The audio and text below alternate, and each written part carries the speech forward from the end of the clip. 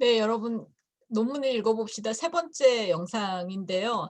어, 한 편의 논문을 가지고 이렇게 긴 영상을 저도 찍으리라고 생각을 못했는데 아무래도 제가 지금 한국미학예술학회 가을학회에 발표한 논문의 그 범위와 또 글로 쓴 내용이 좀 많아서 방대해가지고 1시간씩 영상을 만들어도 굉장히 여러 편이 나올 수밖에 없게 됐네요.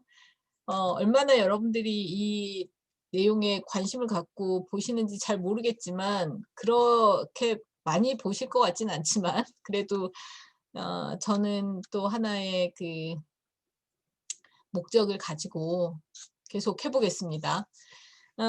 앞서 두 번째 비디오까지 해서 제가 제 논문에 그 첫 번째 장의 서론 부분을 얘기를 했고 두 번째 본문의 첫째 장에서 1절까지를 다뤘어요. 거기서 다룬 부분은 이제 퍼포먼스라고 하는 말이 마치 한편으로는 예술에서의 어떤 행위를 강조하는 특정 장르처럼 퍼포먼스 아트처럼 된 부분이랑 그다음에 사회적으로 봤을 때는 사실 그것이 성과 그리고 능력 이런 부분들과 연결된다는 지점에서 그 비판적으로 고려해야 된다는 종합적으로 봐야 된다는 부분인데요.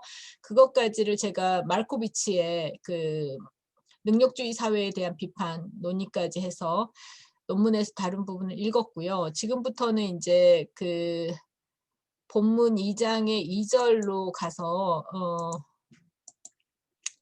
포스트 트루스, 포스트 진실의 문제를 다뤄보겠습니다. 그러니까 본문 저는 이제 지금 높아시면서 다시 한번 결을 거슬러 올라가자면 포스트 온라인 매체 조건과 수행성이 가진 역설에 대해서 연구를 했는데 그 연구의 되게 중요한 부분은 동시대적인 고찰이고 또 다른 한편으로 이 동시대에 우리가 처해 있는 이 복잡하고 낱마처럼 얽혀 있는 그 문제를 어떻게 그 역사적 거리를 두고 공부할 수 있을까 해서 데리다의 루소 비판을 가지고 왔는데 지금 저는 그 본문의 3장으로 가기 전에 지금 이제 본문 2장의 두 번째 절로 들어온 겁니다. 그래서 포스트 트루스 문제를 건드리고 있는 건데 포스트 트루스의 문제도 앞에 제가 계속 다루고 강조하고 있었던 그 포스트 온라인과 떼려야 뗄 수 없는 부분이고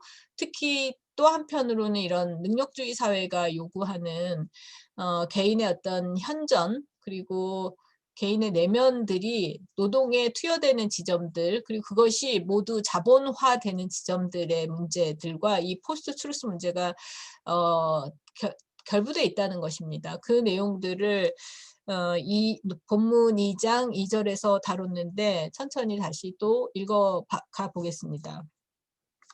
이제 앞에서 이제 파울로 비르노의 노동이론을 가지고 와서 제가 논의를 했었는데 그래서 특히 이제 이 부분이 여러분 머리에 그 기억이 될 수 있지 않을까 싶습니다. 뭐냐면 우리 모두가 동시대에 살고 있는 우리 모두가 노동 현장에서 비르투오소 퍼포머가 될 수밖에 없는 상황이다. 그러니까 명인, 명장, 대가들 같은 소위 공연 예술에서의 이렇게 굉장히 비르투오시티라고 하는 그 대가성을 보여야 된다는 그런 특정 요구가 아니라 모두 각자가 자기 노동 현장에서 자신의 전 존재를 바쳐서 노동해야 되는 이 성과주의 사회, 능력주의 사회에 대한 비판 얘기를 비르노의 그 포스트 포디즘 논의를 가지고 했었는데요. 그걸 이제 포스트 트루스 장으로 와서 제가 그 대중지성의 문제로 가지고 와서 얘기를 할 겁니다. 읽어가겠습니다.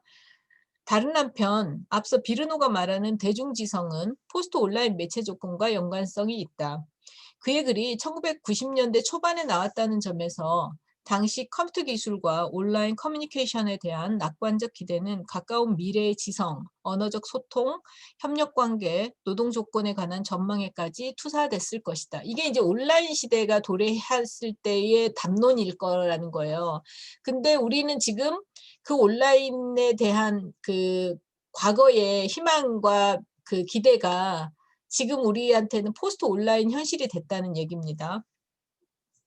하지만 소셜미디어와 모바일 네트워크로 재구조화된 포스트 온라인 매체 조건에서 그 미래 전망은 매우 복잡하고 어려운 문제로 뒤덮인 현실이 되었다. 그중 특히 심각한 문제는 진실의 불확실성. 그럼 잠깐만요. 네.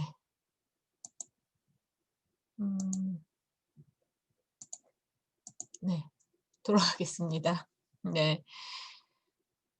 진실의 불확실성, 모호성, 유동성, 과도한 주관성, 혼재가 만연한 상태로서 포스트 진실의 위기다. 그러니까 포스트 진실 자체가 사실 위기인데 문장으로 제가 써놓은 걸로는 포스트 진실이 우리 시대의 어떤 그 진리, 진실이 처한 현 상황이라면 그것들이 위기 상황이라는 뜻입니다.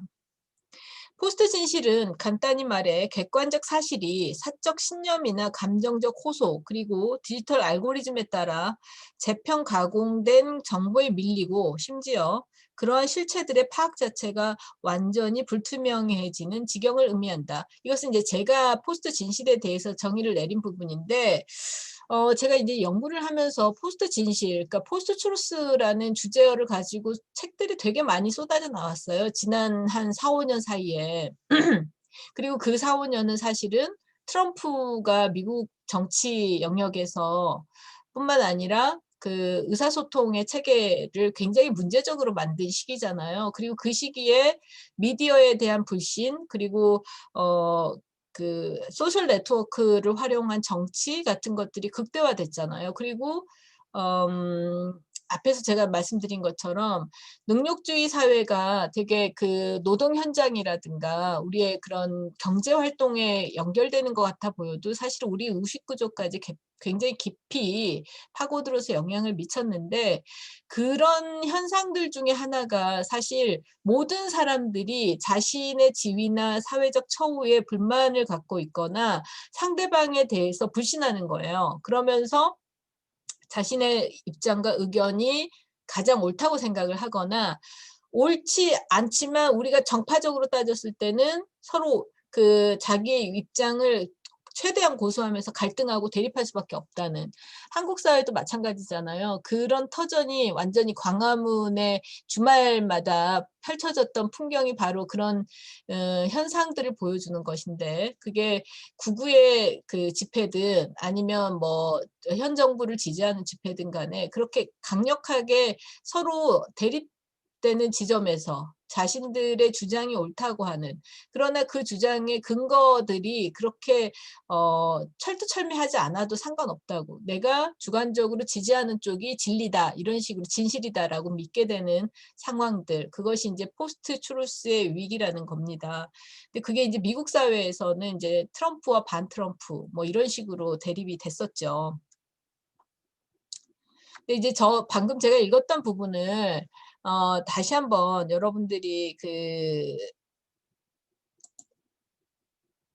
어, 다시 한번 이제 제가 좀 강조를 하고 싶은데 결국은 포스트 트루스가 뭐냐라고 할 때 그걸 자꾸 그 학자들이 그 옥스퍼드의 사전에 등재된 그 용어를 막 이렇게 설명하는 건 이제 좀 철진한 얘기 같습니다. 좀 제가 그 오만하게 말씀드리는 거라면 좀 그 주저가 되지만 사실은 그 용어가 언제 나왔냐, 어떻게 어디서 그 인정을 받았거나 활용되기 시작했냐는 이제 중요한 문제가 아닌 거죠. 그게 현실 사회에서 굉장히 강력하게 우리가 심지어는 그 용어 자체를 의식하지도 못할 정도로 빠져 있기 때문에 그 부분을 그러면 현상 속에서 문제적인 지점이 무엇인지를 파악하는 게 더 중요한 거잖아요. 그래서 저는 이 논문에서 그 부분을 좀 더 사실 되게 그 고심해서 이 방금 읽었던 문장을 쓴 겁니다.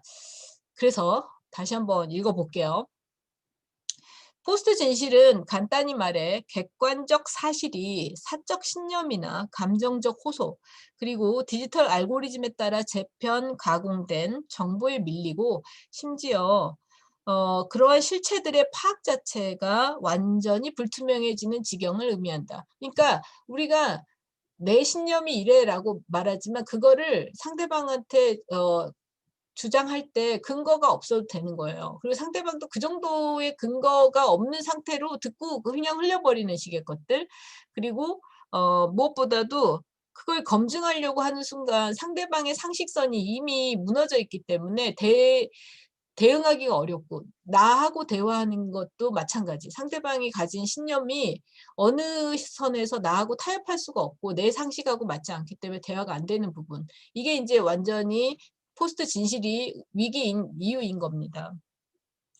여기서 포스트 진실은 크게 두 가지로 구분이 됩니다. 이건 제가 구분한 게 아니고요. 포스트 진실에 대한 논문들이 있는데, 제가 참조한 거는 아브 머레이라고 하는 저자가 쓴 Saving Truth, 진실을 구하기, Finding Meaning and Clarity in a Post-Truth World라는 책에서 2018년에 미시간에서 발간된 책인데요. 이 책에서 이 머레이가 정리하고 있기를 포스트 트루스는 두 가지로 설명할 수 있는데, 하나는 소프트 무드가 있고 하나는 하드 무드가 있다. 근데 그 소프트 무드와 하드 무드를 우리가 잘 들여다보면 사실은 포스트 트루스가 어떻게 작동하는지를 알 수 있는 거예요. 그래서 제가 그 부분을 인용하면서 설명을 했는데, 그 부분을 읽어볼게요. 여기서 포스트 진실은 크게 두 가지로 구분된다. 진실을 믿지만 자신의 주관적 느낌과 의견 등 개인적 선호를 우선시하는 약한 포스트 진실이 있다. 그러니까 소프트 무드가 있는 거예요. 그러니까 진실이 있다고 믿는데, 그리고 내가 지금 생각하는 게 진실이 아닐 수도 있어. 그렇지만 나는 이게 더 좋아. 난 여길 지지해. 난 이쪽 편이야. 이런 식으로 하는 것. 이게 바로 이제 소프트 무드라는 겁니다.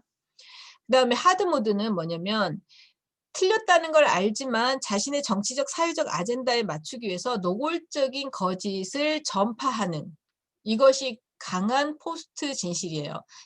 중요한 차이점 뭐냐면, 이것이 이제까지 상식으로 전해져 왔거나 우리가 믿고 있는 어떤 방향이 아니라는 걸 자기가 알지만 그것이 타파돼야 돼. 나한테 적이야. 그러니까 그것이 아닌 부분을 계속 강조하고 그거를 자기만 그렇게 신념을 갖는 게 아니라 누군가한테 계속해서 전파하는 것. 이게 바로 이제 하드 모드의 포스트 트루스라는 겁니다. 근데 오히려 위험한 거는 소프트 모드예요. 소프트 모드가 왜 위험한지 들어보세요. 둘 중 약한 포스트 진실이 더 위험하다. 절대적 진리에 대한 믿음의 붕괴와 더불어 객관적이고 공공적인 기준 대신에 사적 취향, 편향된 판단, 오류 행위의 남용이 모든 진실과 논리를 감염시킬 수 있기 때문이다. 그러니까 자기의 신념이 있어가지고 그 신념에 따라서 내가 틀렸다는 걸 알지만 이거를 취할 거야. 이 입장에 있을 거야. 이게 아니라 진실이 있잖아. 나는 그 진실이 이거라고 생각해. 왜냐면 내가 이거를 지지하거든. 뭐 이런 식으로. 그러니까 주관적으로 사실 객관적인 게 아닌데 자기가 그거를 믿기 때문에, 또 지지하기 때문에 그런 식의 어떤 절대적 진리에 대해서 믿지 않고 자기 주관이라든가 선호 같은 것들이 더 중요하다고 생각하기 때문에 부드러운 방식으로 그거를 계속 설파하거나 내지는 밀어붙이는 거예요. 그리고 그러다 보면 이제 대화가 상실되고 그렇잖아요. 근데 그런 것들이 이제 주변 사람들을 계속 이렇게 감염시키는 거죠. 우리 구체적인 예를 중에 하나는 카카오톡이나 카카오 스토리를 통해서 계속 어떤 이야기들이, 그 확증 편향되는 이야기들이 흘러다니거나 특정 세대의 특정한 그 종교를 가진 분들이 그것들을 지지하면서 결속하는 거, 이런 것들이 이제 문제가 되는 거죠. 인용을 좀 해볼게요. 아까 제가 얘기한 아브 머레이가 쓴 글에서 제가 인용한 건데요. 포스트 진실 시대에는 가령 증거가 우리의 선호 및 의견에 부합하면 모든 것이 괜찮고 좋다. 하지만 반대의 경우 증거는 용납할 수가 없고 불쾌한 것으로 간주된다. 건전한 논쟁을 막는 일종의 용제로서 공격을 수반하면서 말이다. 은유적으로 말해 포스트 진실의 사고방식은 항생제에 면역돼 돌연변이가 된 박테리아 같다. 포스트 진실의 감염을 막기에 진실과 논리는 역부족으로 보인다. 여러분들이 그런 경험 있으셨을 거예요. 누구하고 논쟁을 하는 거예요. 근데 상대방이 논쟁 자체가 아니라 듣기 싫어, 듣기 싫어, 싫어, 싫어, 너 완전 엉터리야, 막 이렇게만 하면 아예 이제 논쟁이 안 되잖아요. 이제 그런 방식들이 지금 이제 포스트 진실의 문제에서는 소프트한 방식이라는 겁니다. 실제로 네이처지의 한 기고를 인용하자면 진리가 어떻게 구식이 되겠냐는 학자들의 믿음과는 달리, 그러니까 저 같은 사람들도 진실은 있어. 진리는 분명히 있어. 근데 그 진리에 대해서 우리는 포기하면 안 되라는 신념을 갖는 것과 그것들에 대한 신념이 고집이 되거나 내지는 망상이 되는 거는 다르잖아요. 근데 그런 부분들에 대한 그 위험성 같은 것들이 학자 집단이나 아카데미 안에도 되게 강력해졌는데 그 부분도 이제 그 우려를 할 부분인 거죠.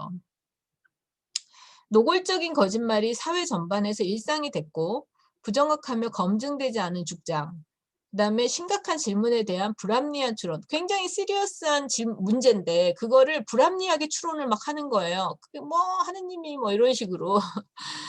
사실의 전면적 거부에 대해서 대중의 관용이 놀랍도록 높아진 국면이 바로 포스트 진실이라는 겁니다. 그러니까 대중이 어떤 사실을 전면적으로 거부하는 거에 대해서 그렇게 위험하다고 생각하지 않게 됐다는 거예요. 그게 이제 우리식으로 얘기하면 어떤 특정 집단, 종교, 어떤 특정한 목적을 가지고 광화문으로 나오는 집합체 이런 쪽이 비일비재해지거나 내지는 아무 문제가 없다고 생각하게 된 것들이 이제 포스트 트루스의 국면인 거죠. 그러니 앞서 TSI, 트럼프 스테이트 이니셔티브 말합니다. 그 TSI의 퍼포먼스 중에 달리 주목할 점은 일명 트위터 정치를 하는 트럼프의 출연 이후에 소셜미디어가 개인 간의 소통을 넘어 국가적, 국제적 정책을 두고 음모론, 비방 등 혼탁한 정치 행위를 하는 공간이 되었다는 것이다. 여러분 지금 뭐 이건 제가 이제 이 논문을 쓸 때 일어난 일이 아니지만 가장 비근한 예가 이제 트위터에 대해서 우리가 갖고 있는 접근 의식이 있잖아요. 접근하는 의식이. 근데 여러분 전 세계 국제사회가 외교의 장으로 트위터를 쓰고 있잖아요. 트럼프는 자기가 대선을 불복하겠다고 하는 정책이나 뭐 이를테면 문제 제기를 트위터를 통해서 하고 있고, 그래서 트위터 그 회사는 트럼프의 많은 멘션들을 비가시적인 걸로 처리해 놓고 있대요. 그다음에 우리나라 정부나 일본 정부나 중국 경우도 지금 조 바이든이 확실하게 사실은 그 대통령에 당선이 됐음에도 트럼프가 지금 불복하고 있기 때문에 외교적으로 공식적인 축하 메시지를 못 보내고, 그리고 인칭 대명사 이름을 쓰거나 하지 않고 문재인 정부에서도 트위터로 당선을 축하한다. 앞으로 한미 관계는 동반자 관계로 계속할 거다. 이런 식의 트윗을 올리잖아요. 근데 이게 뭐냐면 우리가 어떤 SNS에 대해서 감각적으로, 주관적으로, 직관적으로 인정하거나 사용해온 범위보다 훨씬 더 중요하고 심각하고 진지하게 접근해야 될 분야들이 그 흡수돼 있다는 거예요.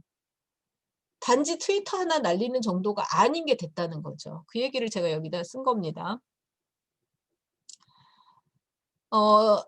소셜미디어를 통해 넘쳐나는 정보와 최첨단 기술 메커니즘이 제공하는 의사소통 역량은 우리로 하여금 스스로가 똑똑하고 올바른 판단자라는 환상을 키운다. 하지만 그럴수록 사람들은 더욱 자신과 공명하는 대상만을 배타적으로 소비하며 편견의 반영실, 에코룸이라고 하는데요. 이것도 유명한 게 엘리 페리저 같은 사람들, 제가 이제 첫 번째 논문에서 다뤘던 2018년 논문에서 다뤘던 것처럼 2019년 논문에서 다룬 것처럼, 그러니까 그 앞에 비디오에서 제가 얘기한 다른 미적 수행성이라고 한국미학예술학회에 발표한 논문 말씀드리는 겁니다. 거기서도 지목한 그 인용했던 엘리 페리저라고 하는 사람이 발표한 그 테드 강연에서 얘기한 것처럼 우리가 페이스북이나 트위터를 쓸 때 사실 자기하고 비슷한 의견을 가진 사람들끼리 계속 뭉치는 경향이 생긴다는 거예요. 디지털 알고리즘이 그렇게 편집을 해서 나한테 정보나 의사소통의 대상들을 막 제안하고 있다는 거예요. 그러면 우리는 어떠냐면, 나는 어떠냐면 내가 가진 생각이 계속 확신을 갖고 울리는, 공명하는 에코룸에 갇히는 꼴이 된다는 거죠. 나는 정보와 의사소통에 대양을 헤엄치고 있는 사람이 아니라 내 말을 계속 울려서 누군가가 확실하게 확증을 해주는, 심리적으로 위로를 해주고 네가 오라 해주는 그런 에코룸에 갇혀 있다는 얘기입니다. 공동체는 점점 더 극단적인 상대주의에 휘둘리고 도덕적 확실성과 윤리, 이를테면 정의, 진리, 선 같은 기본 토대의 소실 상태에 빠진다. 그야말로 모든 진실과 상식의 붕괴, 모든 기준선의 탈선이 그리 과장이 아니다. 이렇게 포스트 진실의 위기는 사회 전체를 뒤덮는다. 버락 오바마가 대통령 임기 내내 만약 우리가 틀렸다면 어쩌지? 라는 정치적 성찰을 했다는 일화는 트럼프의 막무가내 트위터 정치와 대극에 있는 듯 보입니다. 그렇잖아요. 굉장히 진지하게 정치를 하는 것처럼 보이잖아요. 버락 오바마는. 하지만 둘 모두 그만큼 우리 시대가 처한 판단 불가, 불확실성, 절대적 상대성, 진리의 아노미가 넓고 일반적이며 심대함을 일깨워주는 사례입니다. 때문에 그것이 냉전의 종식 이후, 즉 전 세계가 자유민주주의를 이룩한 나라와 그 체제를 모방할 수밖에 없는 나라라는 폐쇄 구조로 경색되면서 야기됐다는 주장은 곱씹을 만하다.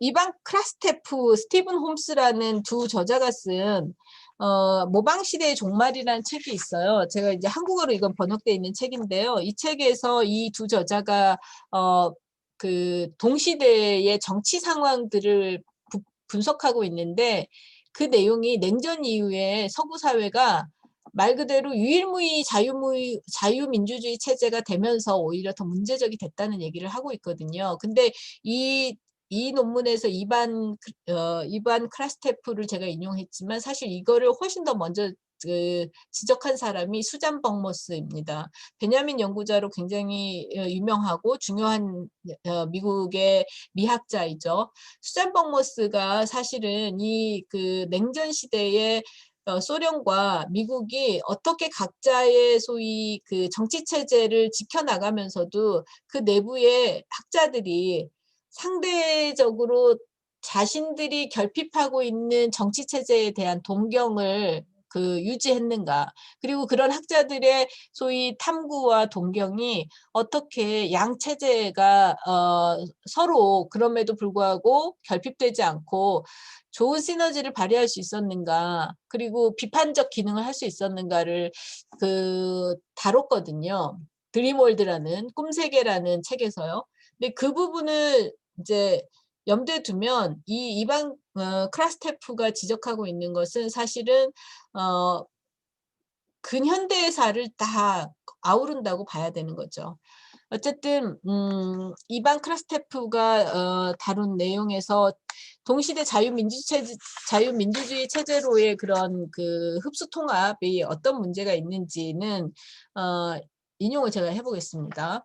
서방 정치 모델의 표준적 지위를 획득한 자유민주주의에 외부 없는 독단, 편향, 양분, 고립, 갈등이 이어지고 심화되어 나타난 효과가 바로 포스트 트루스라는 겁니다. 여기서 우리는 포스트 진실의 위기의 원인이 되는 점을 추려낼 수 있습니다. 그것은 오직 자체 내부로만 파고드는 인식의 혼란, 오작동, 확증 편향 같은 것이다. 여러분 생각해 보세요. 에코룸이라고 제가 아까 말했던 부분이랑 전 세계가 공산주의가 몰락하고 시장 경제만 있고 하는 체제로 통일된 거랑 거의 비슷한 거죠. 우리는 자본주의 바깥을 몰라요. 자유민주주의 바깥을 모릅니다. 그리고 이 신자유주의 경제, 글로벌리즘 바깥을 모르는 상태로 지난 20년을 산 거예요. 뭐 모른다는 게 무지하다는 게 아니라 대안이 없는 거죠. 대안이 없는 사회를 살았기 때문에 말 그대로 선택의 여지가 없이 그렇기 때문에 그 내부에서 계속 자신들의 어떤 신념과 믿음과 그리고 그 시스템의 주요 논리들에 따를 수밖에 없었다는 겁니다. 포스트 온라인 매체 조건으로 이걸 얘기해 볼 수 있어요. 실제 세계와의 접촉이 아닌 자기 손안의 모바일이 제시하는 매개되고 조정된 세계를 주관적으로 사물 자체, 진짜 같은 것들로서 무신화하는 것. 이게 바로 지금 제가 얘기한 그 포스트 진실과 같은 계에 있는 포스트 온라인 매체 조건이라는 겁니다. 즉 거기에 언어, 이미지는 하나가 다른 하나를 지시하고 정의하고 보증하는 매개와 지연의 연쇄 과정으로서 사물의 직접성, 현재의 직접성, 근원적 지각 같은 환상을 만드는 내적 구조인데 그 구조에 대한 비판적 사고는 덮은 채, 하지 않는 채 파편들이 편향되고 차별적으로 매달리는 게 우리의 지금 현실이고 소위 지식인이고 그리고 정치인들이라는 겁니다. 전면적으로 환상을 믿거나 전면적으로 부정하거나 호불호가 일치하면 무조건 진실이고 그 반대면 무조건 가짜인 세계인식이 포스트 진실의 세계인식이다. 그 점에서 포스트 진실의 문제는 또한 객관적 진실과 논리의 차원에서 투명성과 재현 가능성의 위기다. 자, 그다음에 이와 관련해서 저는 학술대회에선 전혀 언급도 하지 않았지만 이 논문에서 제가 되게 비판적으로 건드리는 책 하나가 있어요. 뭐 주말에도 제가 교보 갔더니 그 책이 또 여전히 잘 팔리고 있어서 제가 약간 그 업세 때 화가 나고 그랬었는데 팩트 플리스라는 책이 있습니다, 여러분. 팩트 플리스라는 책이 엄청 잘 팔리고 그랬던 책인데요. 사실 우리 사회가 아마도 제 기억에 의하면 이제 지난 정부가 굉장히 문제적이 되면서 그거를 이제 집중 다룬 그 언론 JTBC가 새로 도입했던 코너 중에 하나가 팩트 체크 같은 거였잖아요. 그러니까 그 전까지는 제가 아는 한 한국의 언론에서 팩트 체크라고 하는 개념이나 인식을 거의 갖고 있지 않았어요. 그런데 팩트를 체크해야 된다라고 하는 거죠, 말 그대로. 근데 그런 팩트 체크 같은 것들이 이렇게 부상하거나 중요한 소위 공중 언론에, 그러니까 소위 공중파나 대중 미디어에서 이 팩트 체크가 도입된 것 자체가 사실 포스트 트루스 시대를 대변하는 거라고도 볼 수 있거든요. 그 얘기를 좀 해보겠습니다. 이와 관련해 팩트 체크를 예로 들어보자. 그것은 국내외에서 가짜뉴스가 만연하고 소셜미디어가 음모론, 여론조작 등으로 부정적 영향을 키운다는 비판이 심화될 즈음에 효과적인 처방처럼 등장했다. 요컨대 시스템에 의한 통계, 명증한 수치, 기성 이론과 새로운 비판 담론의 교차 검토를 통과한 객관적 정보를 종합하여 사실을 확인함으로써 가짜뉴스를 거르고 사람들이 정확하고 올바르게 판단할 수 있도록 하는 방식 같은 것들로 팩트뉴스가 받아들여졌다. 이는 사회 전반에서 팩트, 즉 사실을 우선시하는 경향을 낳았고 세부적으로는 통계 수치, 그래프, 아카이브 자료, 디지털 데이터에 대한 거의 무조건적인 신뢰와 사용을 키웠다. 하지만 팩트 조각들이 곧 진실을 담보할 수 없고 사실이라는 것은 언제나 이미 관점, 이해관계, 해석 등의 영향을 받을 수밖에 없다. 더욱 심각한 점은 사람들이 진실 자체가 아니라 진실이기를 원하는 것에 맞춰 정보를 모으고 구성하는 포스트 진실의 방식이 투명하고 개방적이며 객관화된 과정인 양 오작동하는 뒤집혀진 것의 문제다. 예컨대 국내외에서 팩트 열풍이 한창이던 2018년경 적시에 출간돼서 그 과학적 엄밀성이나 학술적 타당성과는 상관없이 널리 읽힌 팩트플리스라는 책은 1800년부터 현재까지의 수십 가지 통계를 근거로 세계가 점점 나빠진다는 생각이 거대 오해이며 사람들 안에 있는 부정 본능이라고 하곤 했다. 하지만 저자가 펼친 그 주장은 거시적인 시각을 내세워 과거사를 평면적으로 만든 것이다. 제가 보기에 그렇습니다. 예로 저자는 인류의 평균 기대수명 성장 그래프를 제시하고 1918년 스페인 독감, 1960년 중국 기근이라는 과거에 벌어진 비극에도 불구하고 세계가 말도 안 되게 발전했다고. 게다가 과거와는 달리 오늘날의 세계는 필요한 것에 얼마나 적극적으로 도움을 주는지 알아야 한다고 강변한다. 그러니까 세계가 훨씬 나아졌다고 지금 이 팩트플리스의 저자들은 얘기를 하고 있거든요. 하지만 이런 논변은 결론을 미리 만들어 놓고 거기에 그럴듯하게 맞아 보이는 자료들을 취사 선택한 조작과 굴절의 편집물일 뿐이다. 단적으로 2020년 상반기 전 세계는 스페인 독감을 코로나19라는 대참사 앞에 속수무책으로 무너지며 고통스럽게 기억해낼 수밖에 없었다. 여러분 다 기억하실 거예요. 올 초에 이 한국에서 특히 이제 코로나19가 막 번지고, 그리고 이제 그게 미국과 유럽으로 퍼져나갈 때 CNN이나 뭐 BBC나 뭐 그쪽에서 굉장히 많이 역사적 비교 사례로 든 게 이 스페인 독감이었어요. 근데 스페인 독감에서 엄청나게 많은 사람들이 인류의 뭐 유럽 인구의 3분의 1인가가 죽었단 말, 희생됐단 말이에요. 근데 그거를 이 팩트플리스의 저자들은 그걸 기준으로 봤을 때 지금 세계가 얼마나 나아졌는지 봐라라고 했지만, 우리가 지금 맞닥뜨리고 있는 현실은 그 스페인 독감을 어떻게 기억해야 되냐면 지금 이 위기나 참사 때문에 기억해낼 수밖에 없잖아요. 근데 그렇게 보면 세계가 훨씬 나아졌다고, 말도 안 되게 발전했다고 말하는 궤변은, 저는 그거를 팩트플리스라는 책에서 그렇게 다루고 있고, 그게 현재도 지금 교보에서 그렇게 쌓아놓고 팔고 있다는 게 정말 좀 화가 나더라고요. 제 논문이 영향력이 있다면, 참 좀 널리 읽힌다면 그 책도 좀 재검토가 될 텐데 말이죠. 네. 네. 세계는 말도 안 되게 발전한 것이 아니라 과거로부터 울리는 진실의 알람을 말도 안 되게 묵살한 채 진보의 메아리 방에서 환상에 취했었다고 말해야 한다라고 썼습니다, 제가. 이상에서 강조할 점은 포스트 진실의 성질이다.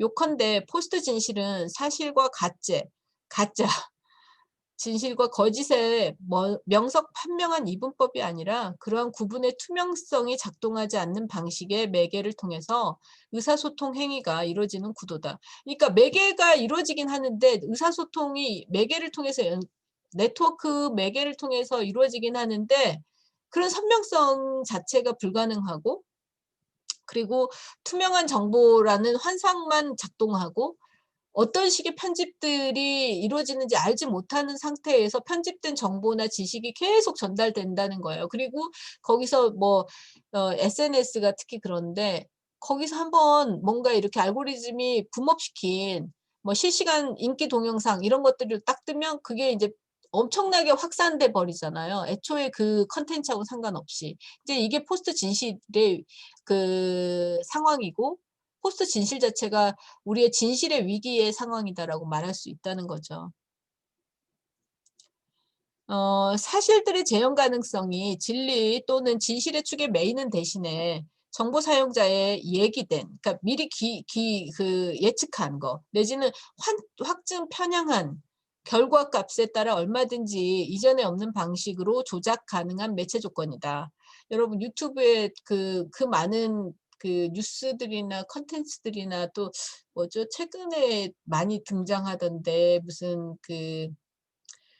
뭐뭐뭐 TV 해가지고 해외에서 한국을 어떻게 평가하는지에 대해서 굉장히 많은 컨텐츠들이 쏟아져 나오는데, 그 컨텐츠들이 내용이 대부분 보면 어떠냐면 무슨 수치도 가지고 오고 어디 언론이 그거 기사에 다뤘다고 얘기하면서 막 한편으로는 거의 현 정부를 막 최대한 치켜 세우는, 그러니까 막 약간 국뽕이라고 하더라고요. 국뽕이 차오르게 하는 그런 식의 컨텐츠이거나, 아니면 반대로 무조건 비판하고 다 음모론으로 모는 그런 식의 컨텐츠들이 넘쳐나잖아요. 그게 지금 제가 지금 말씀드린 자기의 주관성과 선호도에 따라 답을 얘기하거나 확증 편향시켜 놓고 그거에 따라서 영상을 소위 거꾸로 논리를 구축하는 거예요. 그런 게 넘쳐난다는 겁니다. 그게 이제 제가 지금 설명하고 있는 포스트 트루스를 얘기하는 거예요. 그럼 어떤 차원에서부터 문제를 다시 생각해야 그 같은 매개 및 매체 조건에 대한 충분하고 타당한 이해가 가능해질까? 투명성과 직접성, 명증성과 비매개성을 어쨌든 이상으로 고수해야 하는가? 아니면 그 안에 불가능성과 모순을 제대로 보는 일이 우선인가? 이게 이제 지금 제가 포스트 트루스의 내적 구조라는 절에서 다룬 내용의 마지막 질문입니다. 근데 이 질문은 사실은 제가 일종의 결론을 가지고 있는 식으로 답을 질문을 한 건데 3장에서 이제 데리다와 루소의 논리들을 가지고 제가 이제 검토하면서 과연 투명성이 있는 것인가 아니면 불확실성 자체 그리고 투명성의 불가능성에 대해서 고찰해야 되는가. 그러니까 말하자면 우리가 지금 소셜 네트워크나 모바일 플랫폼의 의사소통이 아니면 데이터가 어떻게 구축되거나 소위 스프레드 아웃 확산되는지 모르는 상태가 돼 버리잖아요. 근데 그런 부분들에서 그럼에도 불구하고 신화적인 어떤 믿음들이 작동하게 되는데 그 부분을 제대로 고찰해야 되는가 이 부분에 대한 질문을 던질 수 있다는 겁니다. 네. 지금 이제 제가 이 포스트 진실의 내적 구조절을 그러니까 본문 2장의 2절을 다뤘는데요. 이 부분은 상대적으로 좀 짧아서 시간이 그렇게 오래 걸리지는 않았는데 사실 더 중요한 부분이 이제 본문 2장 아니 본문 3장이죠. 그러니까 본문은 2개의 장인데 그 2개의 장 중에서 지금 큰 덩어리 하나가 아직 남아 있는 상태입니다. 근데 그 부분을 여기다가 바로 이어서 하는 거는 좋은 생각이 아닌 것 같아서 이 영상에서는 여기서 멈추고 이 영상의 그러니까 가장 중요한 주제는 그거죠. 포스트 트루스에 대해서 제대로 이해하자. 그리고 팩트에 현혹당하지 말자. 뭐 이런 얘기가 될 수 있을 것 같습니다.